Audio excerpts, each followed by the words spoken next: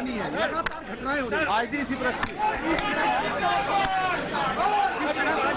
नई गवर्नमेंट बनी है, लगातार नई बड़ी बड़ी घटनाएं हो रही। गोरखपुर में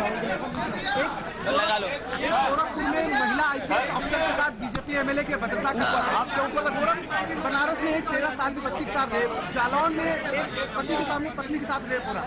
देखिए, जो घटनाएं हैं और घटनाएं रुक नहीं रही हैं, ये समाजवादी लोगों पर सबसे बड़ा आरोप था। समाजवादी सरकार पे ये आरोप लगता था कि कानून व्यवस्था के सवाल पर सरकार काम नहीं कर रही है, और जनता के बीच में बहुत प्रचार किया गया। कानून व्यवस्था के सवाल पर इस भारतीय जनता पार्टी ने जनता को भरोसा दिलाया था कि कानून व्यवस्था बेहतर होगी। अभी हालांकि सरकार को बहुत समय नहीं मिला है काम करने का, सरकार का भी बहुत समय नहीं गुजरा है, लेकिन उसके बावजूद भी सरकार के तरफ से लगातार ये आना कि कानून व्यवस्था बेहतर होगी। सहारनपुर में जहां पहली घटना हुई, जहां उनके सांसद, विधायक, पार्टी के कार्यकर्ता मौजूद थे जिन्होंने घटना की, और पुलिस कप्तान को भी वहां पर अपमानित होना पड़ गया था। वहीं जहां गोरखपुर में अपमानित होना पड़ गया पुलिस अधिकारी को। ऐसी कई घटना है उत्तर प्रदेश में जहां जानकारी आपको भी है और समय समय पर मीडिया ने उसको छापा भी है। वहीं जो बेटियों के साथ, महिलाओं के साथ घटना हो रही, जालौन कालपी की आपको पता है, और उस दिन वो घटना हुई जिस समय दिल्ली के फैसला सुनाया जा रहा था, सर्वोच्च न्यायालय ने जब फैसला सुनाया निर्भया कांड वाला, जब वो फैसला सुनाया जा रहा था, उसी समय जालौन में उसी तरह की घटना हुई है। घटना हुई केवल वहां नहीं, हिंदू वाहिनी के नाम पर किसी दो नौजवानों ने अपना जो भी तय किया, शादी जो भी फैसला लिया, उसके बाद उसके घर के बुजुर्ग को बाग में मार दिया। आपको पता होगा सड़क में जयपुर में जिस तरीके से गाय ले जाने वाले को मार दिया, ग्रेटर नोएडा में आपको जानकारी है। तो जो राजनीति करने का तरीका बीजेपी का है और खासकर हिंदू वाहिनी के लोगों का है, वो तरीका गलत है।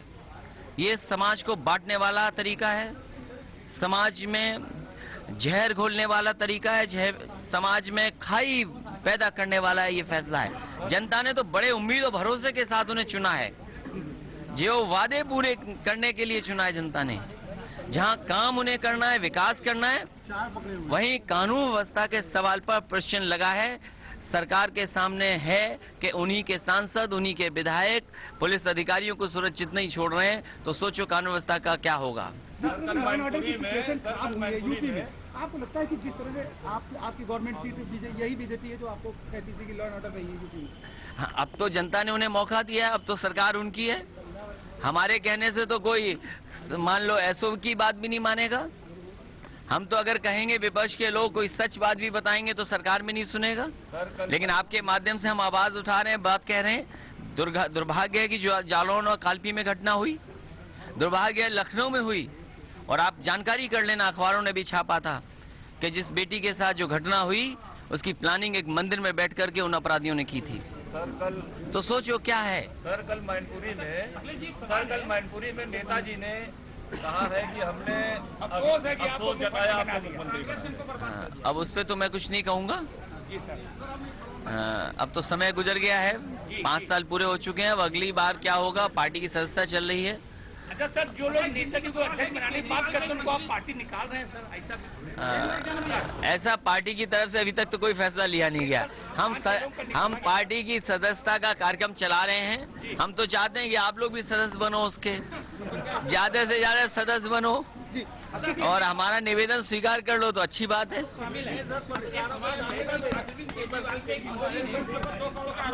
अब देखिए, अब चंदे की बात तो ये है कि इस चुनाव में तो जाने कितना खर्चा हुआ। हमारा जो खर्चा हुआ, हमारा हिसाब किताब ले लो।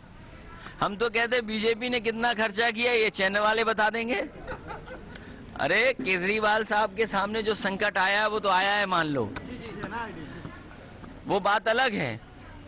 लेकिन आज तो किसी को भी अपमानित कर दो बहुत छोटी बात होती है अपमानित करने के लिए। कोशिश तो कानपुर से हमारे लिए भी हुई थी, जहां पर प्रेस नहीं घुस पाई थी वहां भी हमें अपमानित करने की कोशिश हुई थी। अब हमसे बेहतर कौन जानता होगा या आपसे बेहतर कौन समझता होगा। तो आजकल तो, और हम तो ये कहेंगे अरविंद केजरीवाल जी को तो मीडिया नहीं बनाया था और मीडिया ही गिराएगा। मीडिया का ये बहुत अच्छा व्यवहार है, जिसको बनाता है उसी को मीडिया गिराता है। नेताजी बार बार इस तरह की अब ये नेताजी से आप मिलाओ। आपके पिताजी हैं। मैं शादी के लिए बधाई देता हूं तोमर जी को, उनके परिवार को, उनको सहयोगियों को, और आपको भी धन्यवाद देता हूं कि कम से कम आप इस गर्मी में आए।